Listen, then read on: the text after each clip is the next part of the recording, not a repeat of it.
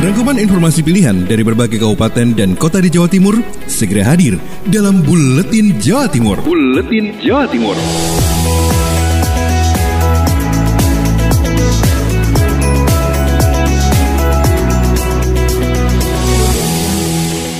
Salam jumpa sahabat, saya Wisnu Dermawan kembali menyapa dan menghadirkan rangkuman informasi terkini dari Lembaga Penyiaran Publik Lokal Radio Kabupaten dan Kota di Jawa Timur yang kami rangkum dalam Buletin Jawa Timur edisi Rabu 3 Maret 2021. Awal perjumpaan kita, sahabat akan saya ajak menuju Kabupaten Sidoarjo. Rekan Billy Patopoy dari Suara Sidoarjo menyampaikan kabar tentang 5 lembaga keagamaan di Kabupaten Sidoarjo mulai jalani vaksinasi tahap pertama. Lembaga Keagamaan Kabupaten Sidoarjo mulai menjalani vaksinasi tahap pertama pada tanggal 1 dan 2 Maret. Setidaknya ada 310 tokoh agama di Kabupaten Sidoarjo yang terdiri dari 5 unsur lembaga keagamaan. Di antaranya Nahdlatul Ulama, Muhammadiyah, Majelis Ulama Indonesia, Lembaga Dakwah Islam Indonesia, dan Forum Kerukunan Umat Beragama atau FKUB. Para penerima vaksinasi sangat berterima kasih kepada pemerintah daerah yang telah memperhatikan kesehatan para tokoh agama di Kabupaten Sidoarjo. Idam Kholik, Sekretaris FKUB Sidoarjo bilang, vaksinasi dinilai sangat perlu karena tokoh agama sering bersentuhan dengan umat. Kami sangat berterima kasih,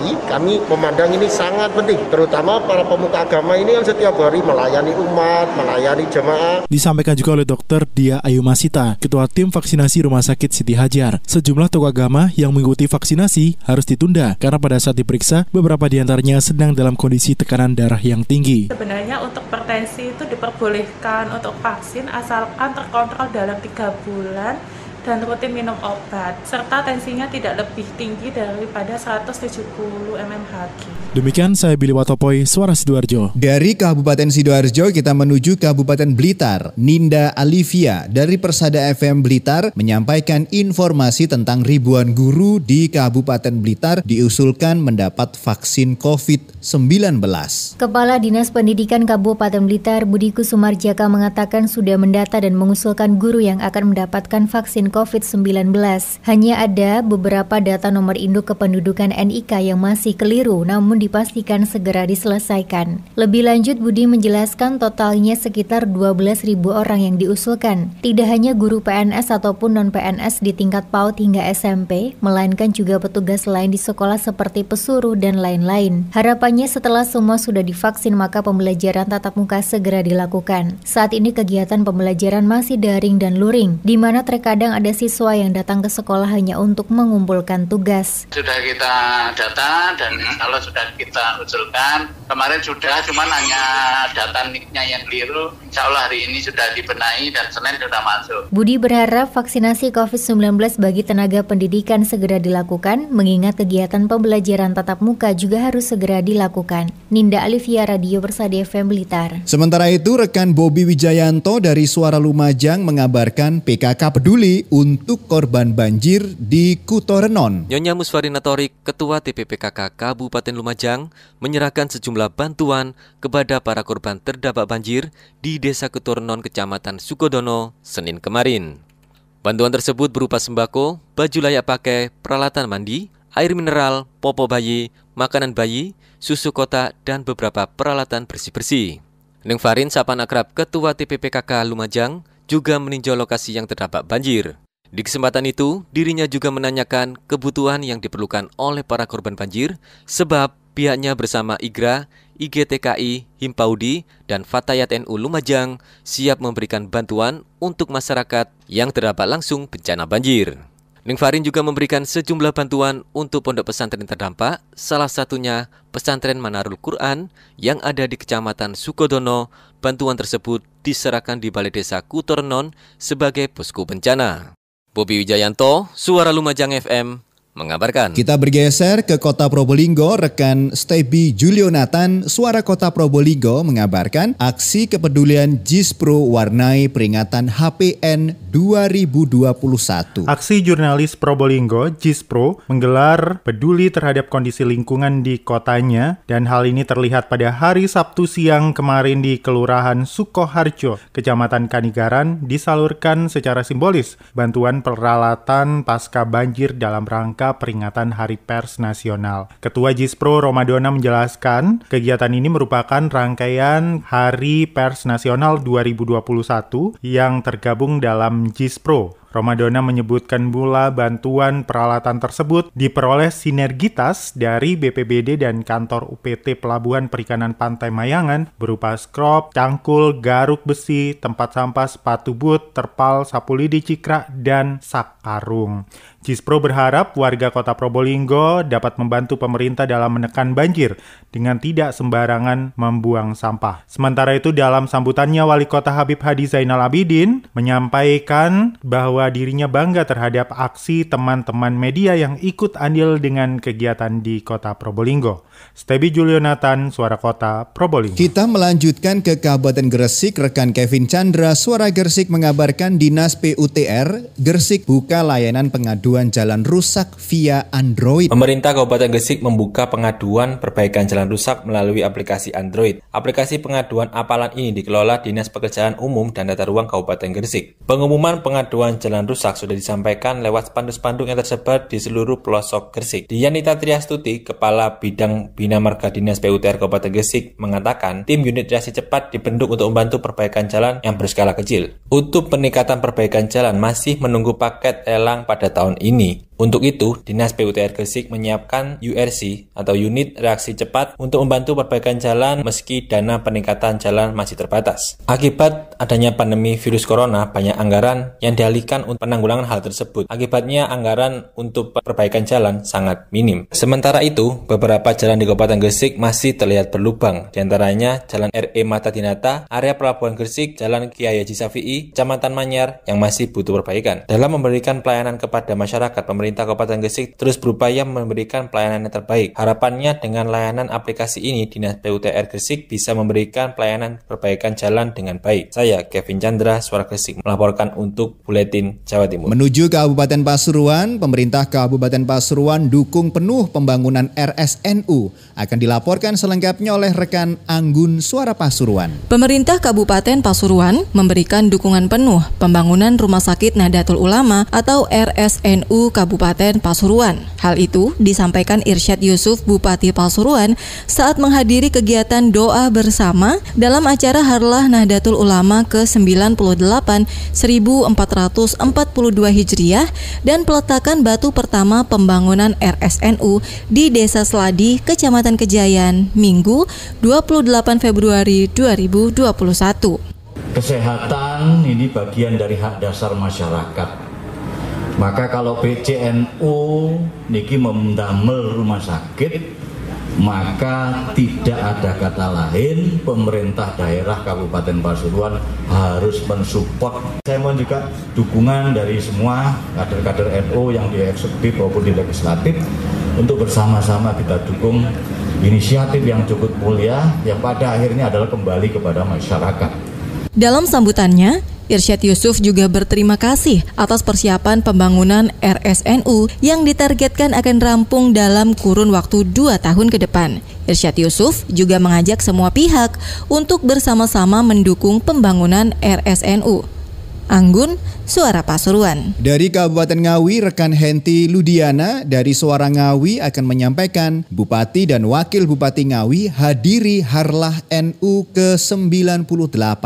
Sebagai upaya peningkatan kualitas ukhuwah wataniyah atau persaudaraan bangsa, pemerintah Kabupaten Ngawi bersama pengurus cabang Nahdlatul Ulama gelar peringatan Harlah NU ke-98 tahun 2021 bertempat di Pendopo Widyagraha Sabtu 27 Februari. Acara yang disiarkan langsung melalui YouTube Pemkab Ngawi dihadiri Bupati Ngawi, Wakil Bupati Ngawi, serta Forkopimda Ngawi dan Muslimat NU. Dalam sambutannya, Oni Anwar, Bupati Ngawi mengatakan, kemandirian menjadi salah satu visi Kabupaten Ngawi. Dalam hal ini sesuai dengan tema yang diangkat NU pada Harlah ke-98, yakni menyongsong 1 abad meneladani muasis menuju kemandirian NU yang semoga NU semakin maju dan jaya. Oni juga mengatakan, tema tersebut sesuai dengan visi Kabupaten Ngawi, yakni mewujudkan warga masyarakat Ngawi yang mandiri, berakhlak, berbasis agropolitan dengan semangat gotong royong dalam bingkai NKRI. Oni juga memberikan apresiasinya untuk NU yang selama ini telah mendukung program pertanian mandiri dengan mengaplikasikan pertanian organik.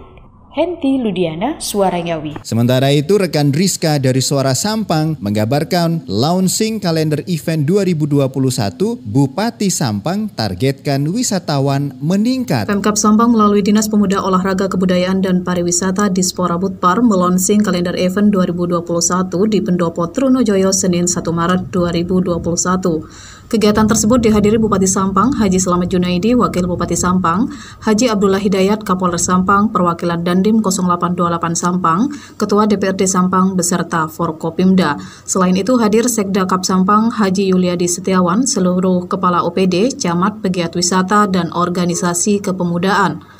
PLT Kepala Dispora Budpar Sampang, Haji Marnilom SPD menyampaikan tujuan digelarnya kegiatan tersebut untuk memberikan informasi kepada masyarakat tentang kalender event seperti budaya, pariwisata, olahraga, dan event lainnya.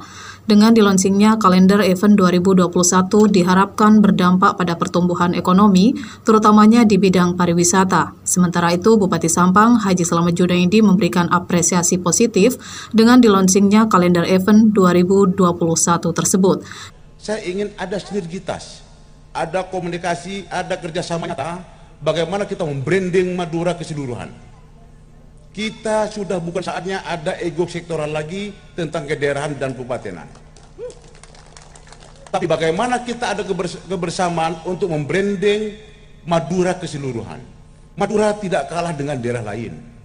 Rizka, Suara Sampang, mengabarkan. Dari Kota Blitar, ada rekan Rifano Kusnadi, Mahardika FM, akan menyampaikan melalui pelatihan pemasaran online, Pemkot Blitar dongkrak perekonomian usaha mikro dan calon usaha mikro baru. Untuk mendukung perkembangan usaha mikro di Kota Blitar yang saat ini mulai bermunculan, pemerintah Kota Blitar melalui Dinas Koperasi dan Usaha Mikro menggelar pelatihan pemasaran online bagi usaha mikro serta calon usaha baru. Kegiatan ini dilaksanakan di Gedung Pertemuan Wisma PKPRI Kota Blitar, Senin 1 Maret 2021. Sat Sasmintarti, PLT Kepala Dinas Koperasi dan Usaha Mikro mengatakan, upaya ini dilakukan pemerintah Kota Blitar untuk memudahkan pelaku usaha mikro maupun calon usaha baru dalam memasarkan produk yang dihasilkan, baik makanan, minuman, kerajinan, dan lainnya. Sat menyebut, karena masih dalam masa pandemi COVID-19 saat ini, sangat efektif dan efisien jika pelaku usaha mikro maupun calon usaha mikro memilih melakukan pemasaran produknya melalui online. Dengan melalui online, produk lebih mudah diketahui masyarakat dan pelaku usaha juga tidak perlu melakukan kontak langsung dengan pembeli agar tidak tertular COVID-19. Pelatihan ini diikuti oleh 70 peserta usaha mikro dan calon usaha mikro dari 21 kelurahan yang akan dibagi menjadi 2 gelombang. Setiap gelombangnya hanya diikuti 35 peserta dengan tetap menerapkan protokol kesehatan yang ketat. Harapan kami selaku pembina daripada usaha mikro yang berada di Kota Blitar, harapan kami bahwa para pelaku usaha mikro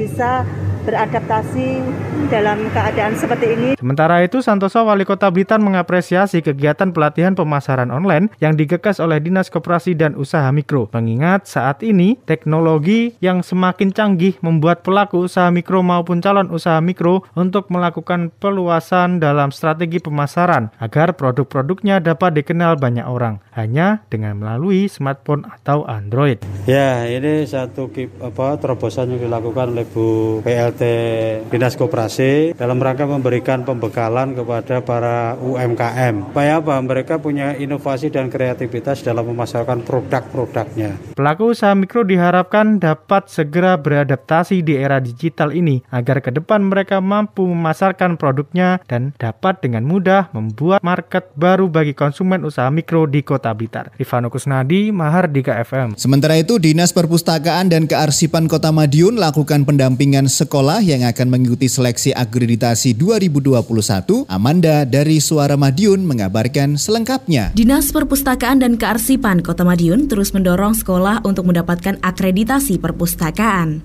Untuk itu, pendampingan terus dilakukan, khususnya bagi sekolah yang tahun ini akan mengikuti seleksi akreditasi 2021. Kepala Bidang Perpustakaan Dinas Perpustakaan dan Kearsipan Kota Madiun, Eni Yuwanawati menjelaskan, tahun ini ada 13 sekolah yang akan mengikuti seleksi akreditasi. Rinciannya 7 lembaga SD dan 6 lembaga SMP. Tahun ini penilaian dilakukan secara virtual karena ada pandemi COVID-19. Hal ini harus dimanfaatkan oleh peserta. Maka, Dinas Perpustakaan dan Kearsipan Kota Madiun melakukan pembinaan agar memberikan hasil yang maksimal. Lebih lanjut, Eni menjelaskan, 13 sekolah tersebut belum tentu dapat mengikuti akreditasi semuanya, sebab Dinas Perpustakaan dan Kearsipan Kota Madiun akan melakukan seleksi terlebih dahulu sesuai 6 komponen utama akreditasi. Jika sekolah sudah dapat memenuhi 6 komponen itu, maka dapat mengikuti seleksi akreditasi. Eni menambahkan, dari 10 sekolah yang mengikuti akreditasi perpustakaan tahun lalu, 8 diantaranya meraih akreditasi A. Sedangkan 2 lainnya terakreditasi B. Eni berharap seleksi akreditasi tahun ini dapat dimanfaatkan oleh sekolah di Kota Madiun dan yang meraih akreditasi A semakin banyak.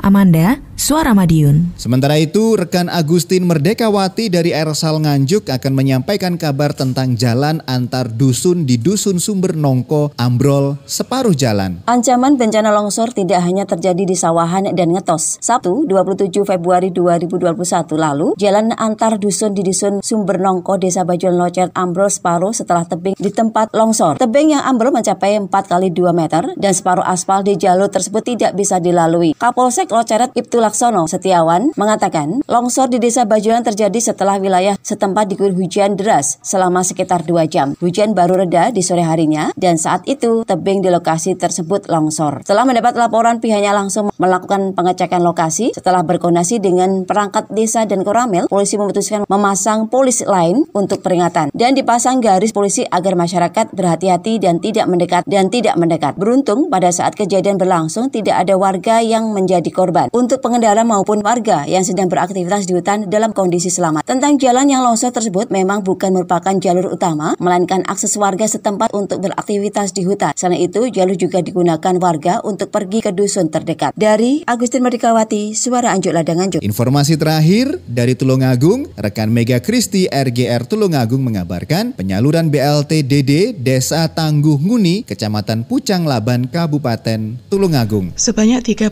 keluarga penerima manfaat KPM Desa Panggung Nguni, Kecamatan Pucang Laban, Kabupaten Tulungagung, menerima bantuan langsung tunai BLT dari dana desa tahun anggaran 2021 yang diberikan tahap demi tahap dalam 1 tahun penuh 12 bulan sebesar Rp300.000 setiap bulannya per KPM. Hal ini disampaikan oleh Kepala Desa Panggunguni melalui Sekretaris Desa Wagiman. Wagiman berharap dengan sudah disalurkannya BLT dana desa ke KPM diharapkan bisa meringankan beban ekonomi warga kurang mampu, terlebih dalam situasi masih pandemi COVID-19 yang belum berakhir. Saya Mega Kristi, 90,1 RGR FM Tulungagung. Seluruh rangkaian informasi dari Lembaga Penyiaran Publik Lokal, Radio, Kabupaten, dan Kota di Jawa Timur yang terangkum dalam Buletin Jawa Timur edisi hari Rabu 3 Maret 2021 telah kami hadirkan. Saya Wisnu Dermawan undur diri. Kita jumpa kembali di Buletin Jawa Timur edisi berikutnya. Rangkuman informasi pilihan dari berbagai kabupaten dan kota di Jawa Timur baru saja sahabat dengarkan dalam Buletin Jawa Timur. Buletin Jawa Timur.